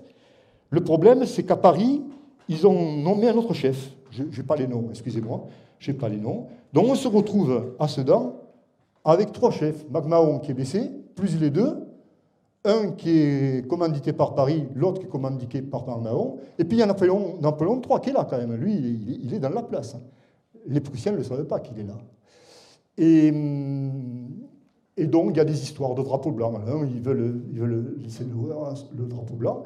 Il y a celui de Paris qui dit non, pas question, on ne met pas de drapeau blanc, il faut que ce soit Napoléon III, qui insiste, il dit on fait la reddition et c'est fichu. C'est la reddition de Sedan et on va se rendre. Donc, ils se rendent à Guillaume Ier. Bon, ça, c'est encore une autre carte. Il faut dire que Napoléon III, si c'était le fringant empereur du début de son règne, c'était quelqu'un qui était physiquement qui était très bien. Là, il a l'âge de 64-65 ans environ. Il est très malade. Napoléon III est très très mal. Il a la maladie de la pierre, c'est-à-dire il a une grosse lithiase, un calcul dans la vessie, qui lui pose beaucoup de problèmes. L'autopsie montrera que c'était plus gros qu'un œuf de pigeon. Et évidemment, il souffre énormément. Et il est obligé, excusez le terme, il est obligé de pisser sans arrêt. Et quand il ne peut plus monter à cheval, on est obligé de le mettre dans un petit carrosse. Et quand il a envie de pisser, il est obligé très rapidement de sortir. Il se cramponne à un arbre, ça c'est ce qui est écrit, et il hurle de douleur, c'est sans arrêt. Il est vraiment dans un état absolument pas possible. Donc, cela peut expliquer aussi que, je ne sais pas s'il serait changé s'il n'avait pas eu cette maladie, mais toujours est-il que c'est un empereur qui était en très très mauvais état. Son fils, lui, s'est sauvé quelques jours avant que Sedan était cerné. À telle enseigne que Bismarck et Guillaume II, lorsqu'ils prennent Sedan, que les gens se rendent, quand ils voient Napoléon III, ils n'en reviennent pas, ils disent « Comment Napoléon III est là ?» Alors là, c'est bon, la guerre est finie, tout est bon. Et donc on le reçoit. Alors il y a Bismarck qui le reçoit au départ. Là, c'est les photos des dernières cartouches. À Bazeilles, bon, je passe. Ah oui, alors avant d'arriver là, excusez-moi, hein, quand Sedan est pris, Sedan est dans une... C'est la Meurthe ou la Meuse? C'est la Meuse qui coule à Sedan, non? Bon, écoutez, c'est le ruisseau qui coule à Sedan, qui fait une grande boucle, on le voit comme ça. Voilà. Sedan est là. Sedan est ici, donc c'est là que tout le monde était encerclé. Il y avait des canons tout autour, hein, sur les montagnes, comme je vous disais. Donc le ruisseau fait ça, ici, là. Et quand les armées se rendent, eh bien, on les met sur cette presqu'île. C'est-à-dire là, ils ne peuvent plus traverser les ruisseaux. Et il fait un temps, il pleut, il fait très très mauvais. Ils n'ont pas de quoi manger, ils restent là plusieurs semaines. Enfin, c'est un véritable cataclysme. il y a beaucoup de maladies, des épidémies. Ils vivent dans des conditions pas possibles. Voilà. Et c'est à Donchery, ici, juste à côté, que Bismarck va recevoir Napoléon III. Et c'est là qu'ils vont commencer à discuter des conditions de l'armistice. Alors évidemment, à Donchery, avec Bismarck, Bismarck se frottait les mains. D'ailleurs, lorsqu'ils ont su que Napoléon III était dans Sedan, qu'il allait être prisonnier d'eux, eh bien, ils ont sauté de joie. Ils étaient heureux comme tout. Ils ont dit, la guerre est finie, on va traiter avec Napoléon III. Seulement Napoléon III, il leur dit, Bismarck, que vous avez sur cette photo, et au roi de Prusse, qui est encore que roi de Prusse, Guillaume Ier, il leur dit, moi, j'étais empereur, et maintenant je ne le suis plus. Et j'estime que je n'ai pas à prendre de décision pour la France. Je peux à la limite demander un armistice, mais pas la paix, ce ne sera pas une reddition. Alors quelque part, c'est que dans la dimension patriotique de Napoléon III, quand même, il a ça de très positif, c'est qu'il calcule qu'il y aura un après lui, c'est-à-dire qu'il pense que la France n'est pas finie, qu'il peut y avoir encore des armées qui peuvent se mettre en place en France. Donc il dit, moi, je ne signe rien du tout, je ne m'estime plus empereur. Et puis voilà, donc Guillaume Ier et Bismarck, ils disent, on va essayer de voir comment on peut faire autrement. Puis ça ne se fait pas comme ça. Évidemment, 2 jours après le 2 septembre, une fois qu'il y a eu ce discours avec Guillaume Ier et Bismarck, le 4 septembre, à Paris, c'est la frénésie, c'est la population envahit le Palais Bourbon, toute l'Assemblée est jetée en dehors du Palais Bourbon, présidée par Eugène Schneider, qui était le président du Creusot, et la population demande l'avènement de la République. Chose qui va se faire très rapidement, puisque ça s'était déjà prévu, par quelques hommes politiques, et on va appeler ça la République des Jules. Il y aura Jules Favre, Jules Simon, Jules Ferry et Jules Trochu. Jules Trochu, je crois, c'est ça. Et Gambetta. Gambetta qui est un républicain. Les autres, c'est des modérés qui ont tendance monarchiste et bonapartiste. Gambetta, c'est un vrai républicain, dont ils vont proclamer la République. Mais la République, ils ne peuvent pas le faire là, parce qu'il y a toute la foule, ça se passe, ils ne savent pas trop comment ça va se passer, parce que là aussi, il y a les ultras, on appelle ça comme ça, les ultra-républicains, qui demandent autre chose que cette République-là. Ils veulent une République sociale et universelle, en quelque sorte, et donc ils vont se transporter à l'hôtel de ville, et à l'hôtel de ville, ils vont proclamer la République. Et Gambetta dit, du balcon de l'hôtel de ville, le peuple a dévancé la chambre qui hésitait, pour sauver la patrie en danger, il a demandé la République, elle est proclamée, et cette révolution est faite au nom du droit et du salut public. Citoyens, veillez sur la cité qui vous est confiée demain, vous serez avec l'armée des vengeurs de la patrie. Donc, pour Gambetta et d'autres, mais eux ne sont pas trop pour, la guerre continue. Et la guerre continue, et il y a des affiches qui sont mises en place.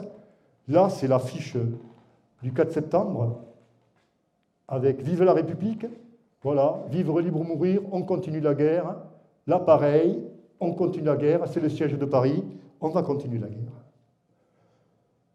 Évidemment, les Prussiens ont avancé très rapidement. Ont avancé très rapidement, ils sont autour de Paris, ils commencent à bombarder Paris.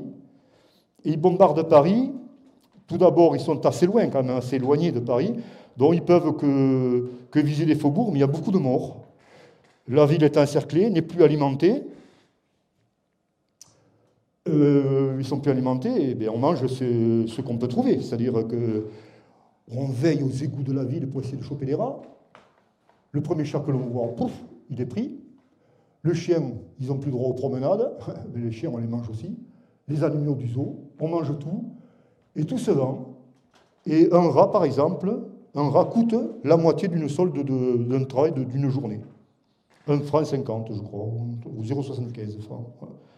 Et les gens mangent avec ça, mais le peuple est vraiment dans de très mauvaises conditions. Évidemment, il n'y a plus de travail, il n'y a plus rien, il n'y a plus d'argent.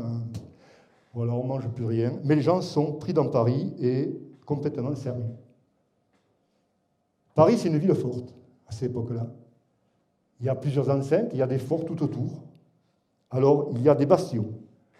Les bastions sont autour. Ça commence du numéro 1 au sud-est.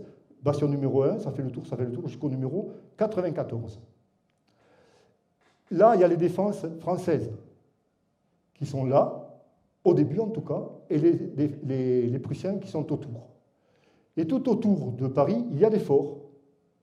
Il y a plein de forts, fort de Vincennes, fort d'Issy, fort de Vanves, ainsi de suite, fort de Montrouge. Et là, la ville, les Prussiens, ils n'attaquent pas la ville, mais ils bombardent, et on attend. À l'intérieur de la ville, il y a quand même pas mal de lignards, de troupes, de lignes, et il y a aussi, et surtout, la garde nationale, où on recrute tous les gens qui peuvent porter une arme. À l'intérieur de Paris, il y a plus de 300 000 personnes qui s'engagent dans la garde nationale. Et on s'engage sans aucun problème. Parce qu'à cette époque-là, lorsqu'on était à la garde nationale, il y avait encore de l'argent à la Banque de France de Paris.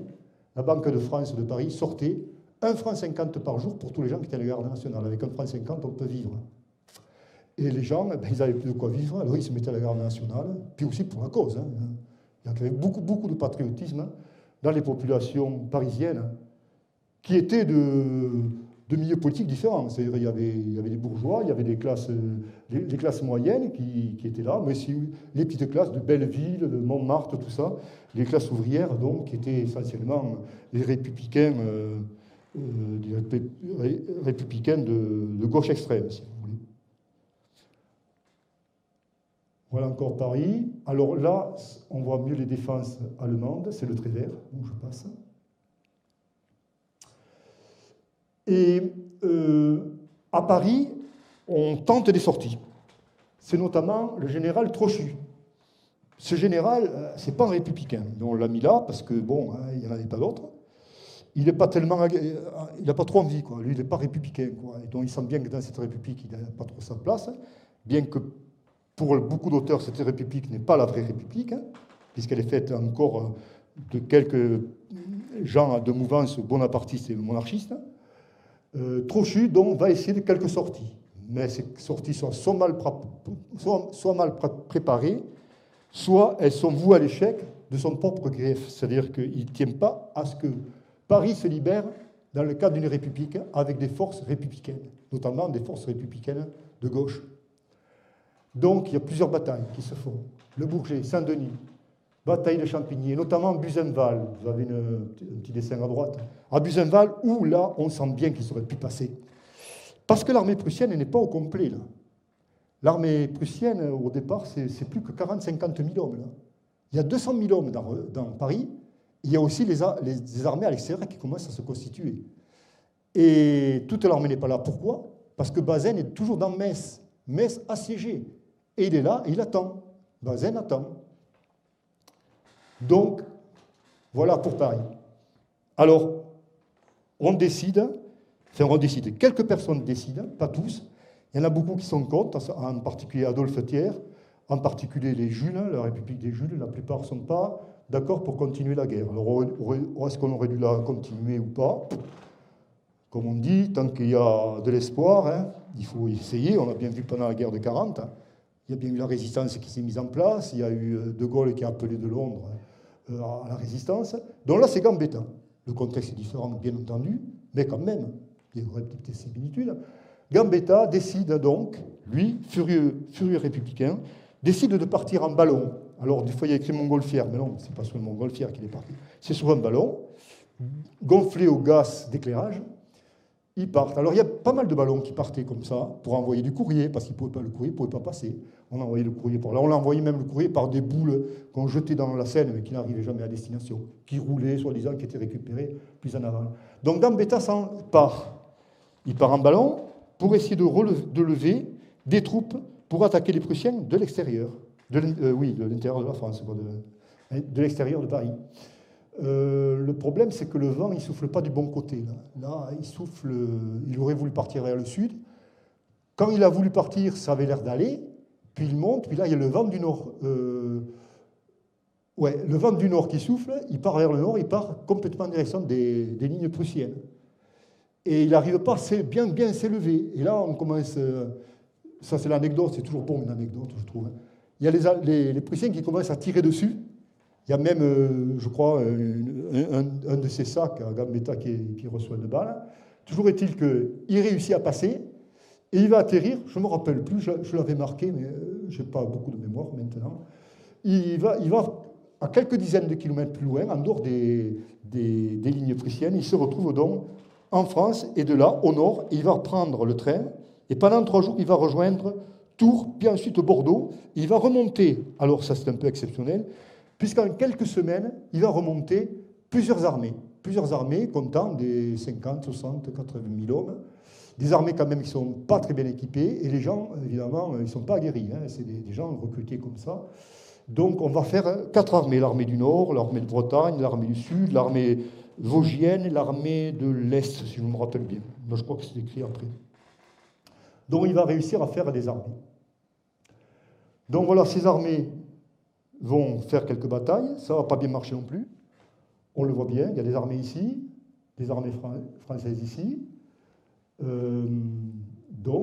Et les batailles vont se faire quand même autour de Paris, parce qu'on essaie quand même, par contre, à Orléans, vous voyez, on essaie de passer. À un moment donné, on prend Orléans, puis de nouveau, les Prussiens reprennent Orléans. On reprend Orléans 2 fois, on n'y arrive pas. Et dans certains textes, on dit que Aurèle de Paladine, qui était le chef des armées à cet endroit-là, Aurèle de Paladine aurait reçu en secret des ordres du gouvernement provisoire de Paris en disant « vas-y mollo, enfin pas comme ça, mais il faut que cette guerre se finisse. Elle va nous coûter trop cher, on n'arrivera pas à la gagner.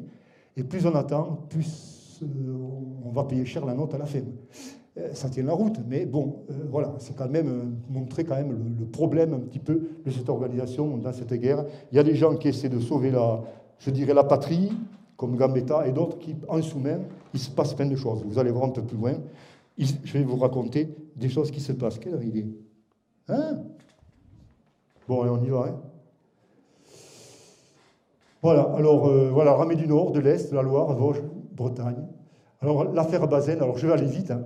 L'affaire Bazaine, il est toujours à Metz. Et à Metz, il y a des contingents de la garde nationale qui sont dans Metz. Les gens commencent à mourir de faim. Par contre, ils ont beaucoup de cartouches. Ils ont des millions de cartouches. Ils ont plein de fusils sommetiers. Mais ils commencent à crever de faim. Est-ce que la population trouve bizarre que Bazaine ne rationne pas les vivres? Puis à un moment donné, il a de la pression. Il y a une pétition des 500 personnes très importantes de Metz, des civils, qui disent « Alors, monsieur Bazaine, qu'est-ce que vous faites? Ça ne va plus, nan, ceci, cela. » Et alors, il va faire une sortie, il va essayer de faire une sortie, mais une petite sortie. Comme ça, les gens, ils partent avec leurs petits fusils, même pas de sac pour partir pour 2-3 jours, non, ils partent comme ça. En plus, cette sortie, ça marche. Ils enfoncent les lignes prussiennes. Mais ils ne sont pas équipés pour aller plus loin. Donc, ils reviennent dans Metz. Et alors là, ça commence à aller mal. Et alors, comment il s'appelle? Bazaine va essayer, alors là c'est un peu compliqué, je voulais vous raconter, mais je vois que l'heure passe, je ne me rends pas compte. C'est tellement passionnant cette histoire. Je vais aller assez vite. Hein. Il va y avoir des histoires qui vont se passer. Je prends un raccourci, je vais prendre le raccourci là. Voilà, où il y a des gens, comme par exemple cette personnalité-là, qui s'appelle M. Régnier, qui va aller à Londres, qui va voir Madame Le Breton, qui est la sœur du général Bourbaki, qui est à l'intérieur de Metz. Et il va essayer de négocier avec l'impératrice Eugénie pour essayer de voir s'il y avait Bismarck. L'impératrice ne pourrait pas arrêter la guerre. Bon.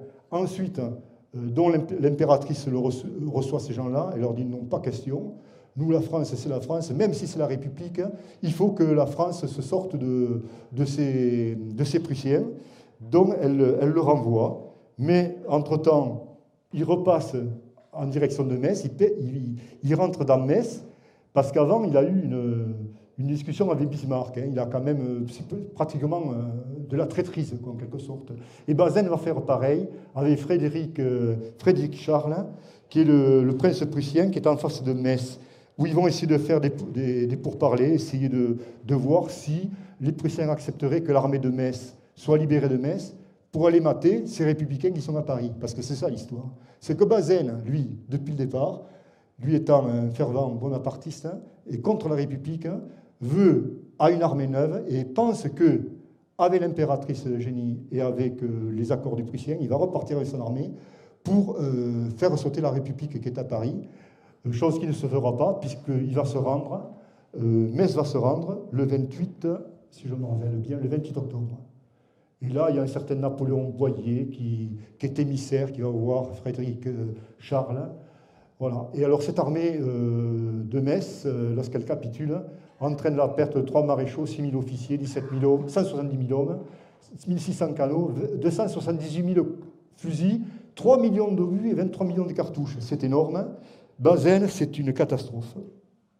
Il sera d'ailleurs jugé en conseil de guerre et il sera infligé la peine de mort, mais il sera par MacMahon, justement, qui était président à cette époque-là, quelques années plus tard, après 1871. MacMahon va le gracier, il écopera de 20 ans, mais il va s'évader et partir en Espagne. Notre cher Bazaine, voilà. Alors rapidement, là, je vais passer rapidement, c'est la commune à l'intérieur de Paris. Le 31 octobre 1870, après la reddition de Metz, à Paris, on n'est plus d'accord avec le gouvernement de défense nationale fait par les Jules, même par Gambetta. C'est une insurrection qui se fait à l'hôtel de ville, où les gens de la commune de Paris, enfin les républicains de gauche, vont essayer de renverser le gouvernement, chose qui ne marchera pas, mais qui marchera un peu plus tard. Alors, il y a des affiches qui sont placardées en disant que ce gouvernement ne fait pas l'affaire. Enfin, vraiment, les gens sont excédés, ils en ont marre. Surtout Paris. À Paris, les Parisiens ont beaucoup souffert. Et alors, le 22 janvier, après, bon, voilà, excusez-moi, je vais faire très vite parce que je vous garde jusqu'à minuit, vous ne serez pas contents.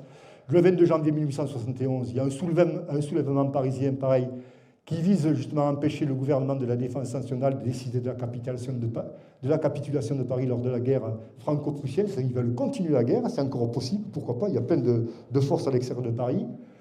Mais manifestement, ça ne marche pas. Il y a des élections qui se font, ça c'est des candidats de gauche, socialistes révolutionnaires, les blanquistes, les proudhoniens et les autres, qui veulent essayer de monter un gouvernement, mais ça ne marche pas. L'instauration du nouveau régime du 8 février 1871, ça c'est le gouvernement provisoire, avec ce que je vous disais, plus de la moitié des personnes qui sont des orléanistes, légitimistes et bonapartistes. Les républicains, ce n'est plus que le rouge et le saumon qui est à côté, tout le reste est bonapartiste et orléaniste dans cette fameuse Troisième République.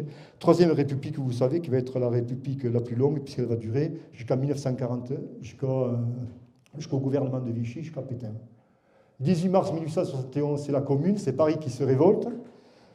Donc on connaît l'histoire des canons. Bon, là, il faudrait que je fasse une conférence sur la Commune spécifique. Les canons qui veulent être récupérés par le gouvernement, c'est les canons qui ont été payés par les Parisiens.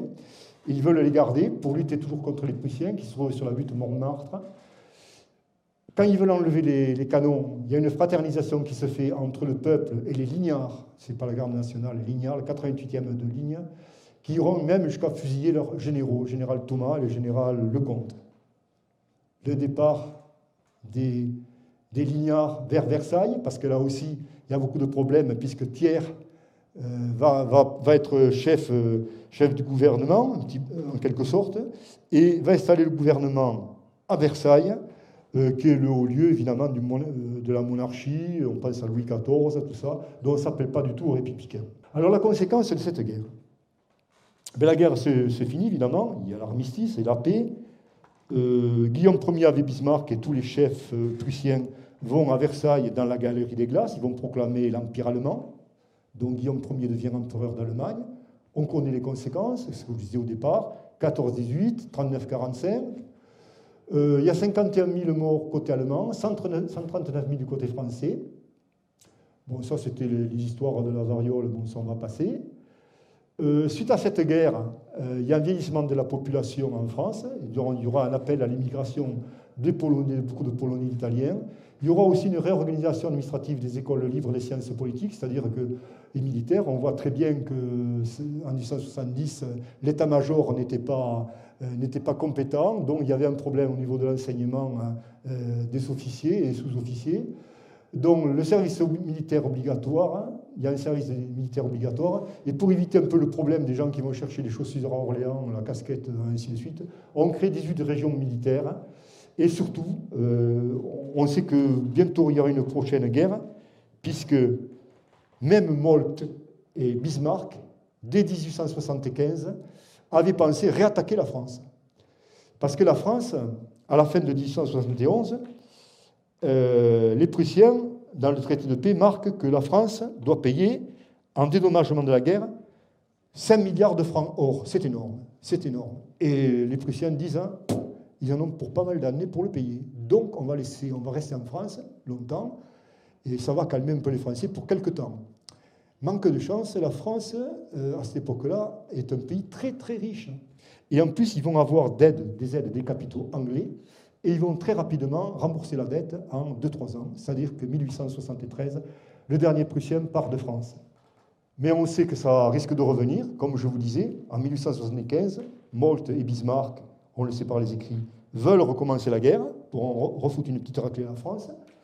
Et après, on va mettre en place les régions militaires, et on va mettre surtout la barrière de fer d'Ouaumont, la ligne Maginot. La ligne Maginot, elle servira mal, même pas du tout, puisque en 40, lorsque les Allemands ils passeront par les Ardennes, hein, et puis par la Belgique, hein, et la ligne Maginot ne servira absolument à rien.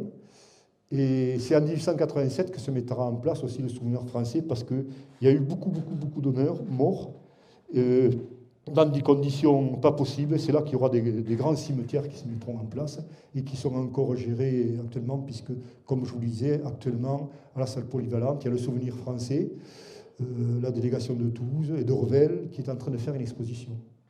Cette guerre est très peu connue, comme je vous dis, et a été un peu effacée. Donc, comme je disais, cette république qui est pour moi, pour nous, pour beaucoup d'écrivains, une pseudo-république en 1871, ne devient véritablement vraie république qu'en 1876. Celle-là, elle s'installe durablement et avec des lois sociales dignes de la République. Et par le traité de paix signé à Francfort le 10 mai 1971, la France va perdre le nord de la Lorraine et presque toute l'Alsace. C'est la Moselle, rien que la Moselle. Non, c'est la Moselle et l'Alsace, à l'exception de Belfort. Pourquoi l'exception de Belfort? Eh bien, dans cette guerre, il y a eu trois chefs de guerre français qui ont permis d'éviter un petit peu que tout soit annexé. C'est, comme je disais, d'Enfer Rochereau, qui était colonel, qui a gardé le territoire de Belfort. Donc Belfort n'a pas été touché. Il y a ensuite Bourbaki, qui a réussi jusqu'à la fin. Il s'est battu comme un lion et il s'est retrouvé en Suisse avec tout son corps d'armée. Il est allé se réfugier en Suisse. Et la troisième personne, c'est assez curieux, mais il est connu, mais surtout pour la nationalité italienne, c'est Giuseppe Garibaldi, qui a été un chef de premier rang, qui a réussi à tenir les Prussiens en respect. Giuseppe Garibaldi, qui a un nom italien, mais qui est né à Nice. Et Nice, vous le savez, c'est un peu comme pour Bonaparte à la Corse. Nice était devenu français peu de temps avant qu'il naisse. Donc il aurait pu être italien, mais Giuseppe Garibaldi était italien, mais aussi français. Et il s'est battu pour la France, et c'était un véritable patriote. Donc, comme je vous disais, cette Troisième République va s'installer durablement jusqu'en 1940, jusqu'à ce qu'il y ait la Quatrième République en 1944. Voilà, merci, j'ai fini. Ça s'arrête comme ça. 10 heures, écoutez, 1h30, bon, c'est long quand même. Mais j'espère que ça vous a plu. Et à la fin, j'ai fait un peu vite, j'avais plein de choses à vous dire. Hein. Mais rien ne vous empêche d'aller chercher, parce que maintenant, pas la peine d'avoir des 20, 30, 40 bouquins. Il suffit d'aller sur YouTube, vous tapez Gare 1870. Vous avez des conférences, vous avez plein de dossiers, tout est expliqué. D'ailleurs, c'est pour ça, moi je ne suis pas compétent sur la guerre, je ne suis pas un historien compétent, spécifiquement la guerre 70. Je l'ai fait parce que je voulais que la Société d'Histoire commémore, j'allais dire fêter, non, commémorer la guerre de 1870 pour son 150e anniversaire. Donc ça fait plusieurs semaines que j'ai cherché. Alors chez moi, j'ai plein de trucs. J'aurais pu vous faire un truc sur 3-4 heures. C'est absolument passionnant, et c'est là que l'on peut comprendre plein de choses. Ce qu'on peut en tirer comme conclusion, c'est vrai que si Napoléon III a été un empereur très autoritaire, où il a été privé de liberté, au bout d'un moment, vers les années 1860-65, il a libéré un petit peu, un peu contraint et forcé quand même par les forces ouvrières, par les républicains. Il a ouvert plus ou moins ce champ, cet espace social qu'il n'y avait pas au début de son empire. Mais ce qu'on peut en tirer, c'est que pour la fin de la guerre de 70, malgré les erreurs qu'ont fait les Mamelouks, que les bonapartistes et la princesse Eugénie, moi, ce que je retiens quand même, parce que je l'ai appris, je ne pensais pas que je ne connaissais pas cet aspect des trucs, la princesse Eugénie Napoléon III, jusqu'à la fin, avant d'être empereur impératrice, hein, je ne vais pas faire une apologie de l'Empire, hein, je ne suis pas là pour ça, je ne suis pas là pour parler politique en plus, mais l'impératrice Eugénie Napoléon III, avant d'être empereur et impératrice, ont été de véritables patriotes français, puisque eux, comme Gambetta, ont refusé que la France se fasse envahir et étaient d'accord pour la guerre à outrance, comme l'a été Gambetta. On a payé le prix fort, mais 3 ans après, ils étaient partis. Ils reviendront, ils essaieront de revenir, en tout cas, en 1914. Voilà. Alors, si vous avez des questions, attendez. Ah, je me fais vieux, j'ai le rotule qui... Je fais comme Napoléon III, mais ça ne se passe pas dans la vessie. Oui, Jean-Paul, deux remarques. Hein? Deux remarques. Oui. Avant 1876, tous les votes sont censitaires. Oui. Et en 1876, ce n'est pas du suffrage universel, puisque les femmes n'ont pas le droit de vote. Oui. Hein? Tout à fait. On est bien d'accord. On est d'accord.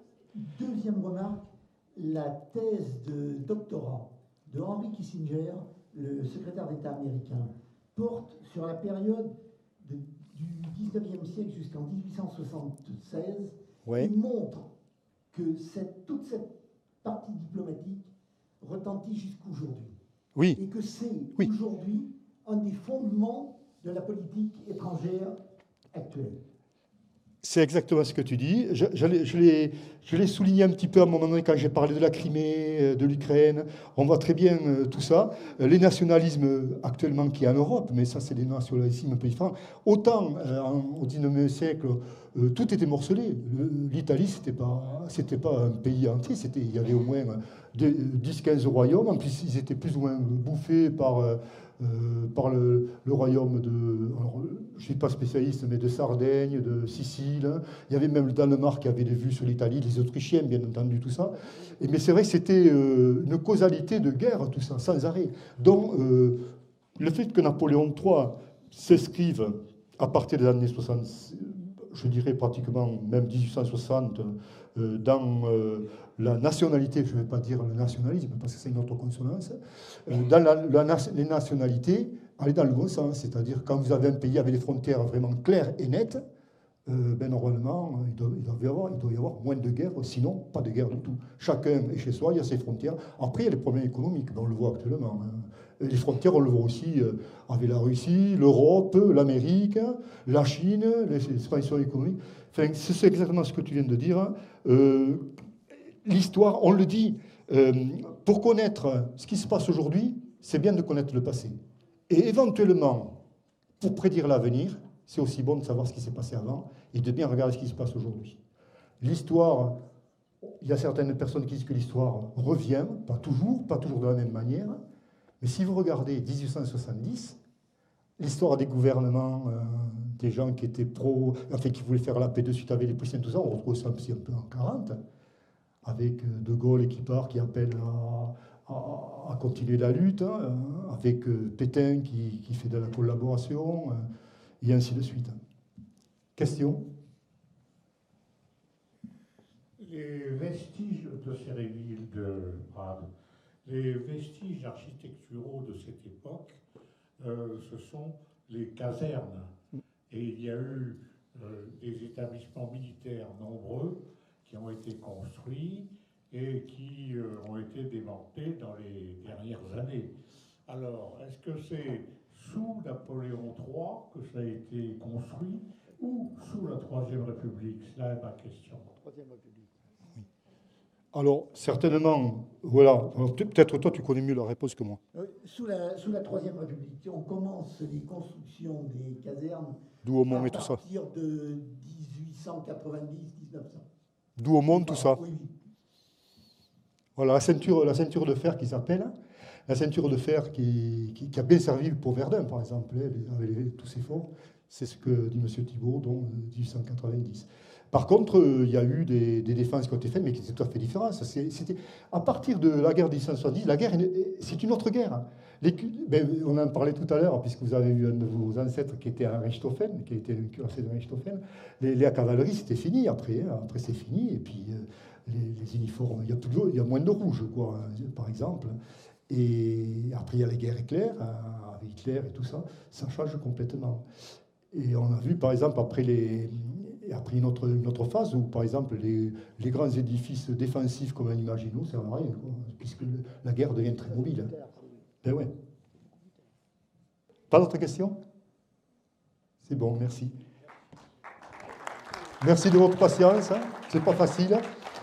Et des fois, j'ai failli m'embrouiller, mais bon, je crois que ça a été.